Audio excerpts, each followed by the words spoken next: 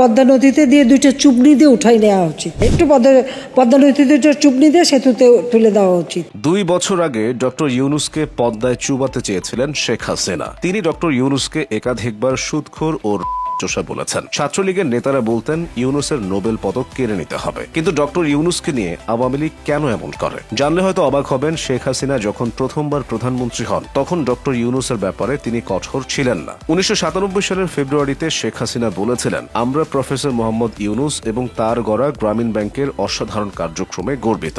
Doctor Zafar ইকবালের মতো ব্যক্তি যিনি শেখ হাসিনার অনুগত, তিনিও ডক্টর ইউনূসকে সম্মান করতেন। জাফর ইকবাল লিখেছেন, 70 ও 80 দশকে বাংলাদেশ পৃথিবীর সামনে পরিচিত হতো বঙ্গবন্ধু শেখ মুজিবুর রহমানের নামে। বর্তমানে পৃথিবীতে বাংলাদেশ পরিচিত হয় প্রফেসর মোহাম্মদ ইউনূসকে দিয়ে। তবে ডক্টর ইউনূসের প্রতি শেখ হাসিনা ও আওয়ামী লীগের বিদ্বেষ বাড়তে থাকে নোবেল জয়ের পর থেকে। বিখ্যাত ম্যাগাজিন দ্য ইকোনমিস্টের মতে, নোবেল প্রাপ্তির মাধ্যমে ডক্টর ইউনূস হঠাৎ করেই প্রধানমন্ত্রীর বাবা শেখ মুজিবুর রহমানের চেয়েও বিখ্যাত হয়ে যান। শেখ হাসিনা এতে অসন্তুষ্ট ছিলেন। হাসিনার মানসিক অসন্তুষ্টি সরাসরি ব্যক্তিগত বিরোধের রূপ নেয়। নোবেল পাওয়ার 5 মাস পর ডক্টর ইউনূস রাজনৈতিক দল গঠনের ঘোষণা দেন। তখন সেনা সমর্থিত তত্ত্বাবধায়ক সরকারের শাসন চলছিল। সেনা নায়করা আশা করেছিলেন বাংলাদেশের রাজনীতি থেকে শেখ হাসিনা এবং বেগম খালেদা জিয়াকে সরিয়ে দেওয়া সম্ভব। এতে ডক্টর ইউনূসের সায় থাকুক বা না থাকুক, রাজনীতিতে ইউনূসের নাক গলানোর বিষয়টি শেখ হাসিনা নিজের এবং তার দলের জন্য হুমকি হিসেবে দেখেছেন। এরপরই শুরু হয় গ্রামীণ ব্যাংক নিয়ে টানাটানি।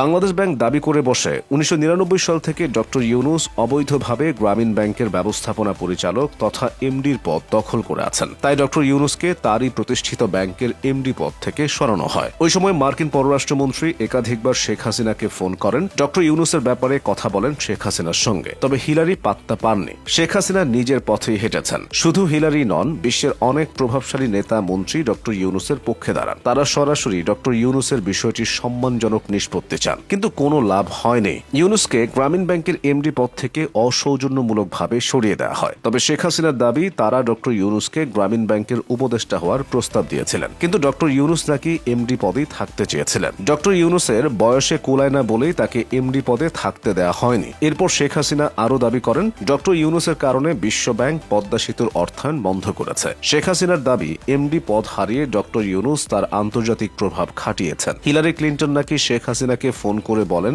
ইউনূসকে যেন এমডি রাখা হয়। টনি ব্লেয়ার ছিলেন ব্রিটিশ প্রধানমন্ত্রী। তার স্ত্রী শেরি ব্লেয়ার হাসিনাকে ফোন করেন। পশ্চিমা দেশের অনেক রাষ্ট্রদূত এসে শেখ হাসিনাকে দিতেন, যদিও এসবের কোনো প্রমাণ শেখ হাসিনা কখনো দেখাতে পারেননি। এদিকে ডক্টর ইউনূস বলেন, সরকারের দুর্নীতির কারণে বিশ্বব্যাংক পদ্মা সেতুর অর্থায়ন বন্ধ করেছিল। এরপর ইউনূসকে জড়ানো হয় একের পর এক হাস্যকর মামলায়, তাও দেশের বিভিন্ন প্রান্তে। অনেকে ধারণা করেন ডক্টর ইউনূসের নোবেল প্রাপ্তিতে শেখ হাসিনা ঈর্ষান্বিত ছিলেন। তিনিও নোবেল পুরস্কার পেতে চাইতেন। এদিকে একটা সময় প্রমাণ হয় পদ্মা সেতু প্রকল্পে কোনো দুর্নীতি নেই। শুরু হয় পদ্মা সেতু নির্মাণের কাজ। শেখ হাসিনা হয়ে ওঠেন আরও অপ্রতিরোধ্য। তিনি ডক্টর ইউনূসকে বারবার কটাক্ষ করতে থাকেন। চূড়ান্ত কটাক্ষ করেন পদ্মা সেতু উদ্বোধন করার দিন। তিনি ডক্টর ইউনূসকে পদ্মায় চুবিয়ে আবার ছেড়ে দিতে চেয়েছিলেন। তবে ডক্টর ইউনূস এসবের কোনো জবাব না দিয়ে চুপ থেকেছেন। আজ ডক্টর ইউনূস বাংলাদেশের অন্তর্বর্তীকালীন সরকারের প্রধান। অন্যদিকে শেখ হাসিনা পালিয়ে ভারতে আশ্রয় নিয়েছেন। খুঁজছেন কোন দেশে তিনি থাকবেন।